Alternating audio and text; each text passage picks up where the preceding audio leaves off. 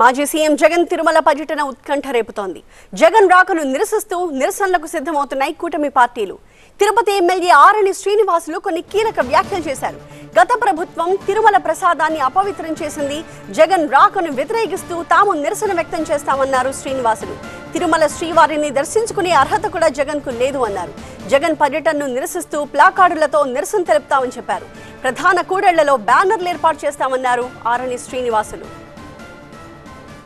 వెంకటేశ్వర స్వామికి అన్నప్రసాదాలలో పవిత్రమైన అన్నప్రసాదాలు లడ్డు ప్రసాదాలు అపవిత్రం చేసావు.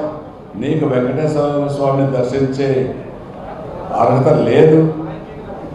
దయచేసి నువ్వు వచ్చుడకూడదనేసి మనం శాంతియుతంగా ప్లే కార్డ్స్ ఒక 5-6 కూడల్లో ఫిక్స్ చేస్తాం. 5-6 కూడల్లో ఈరోజు సాయంకాలం ఆయన పోయేటప్పుడు నిరసన తెలియజేయాలనేసి కూడా ఈ సందర్భంగా తెలియజేసుకుంటూ రేపు జరిగే ఉప ముఖ్యమంత్రి 3వ తారీఖు 4వ తారీఖు 3వ తారీఖు జరిగే ఉప ముఖ్యమంత్రి పవన్ కళ్యాణ్ ప్రోగ్రాము విజయవంతం చేయాలని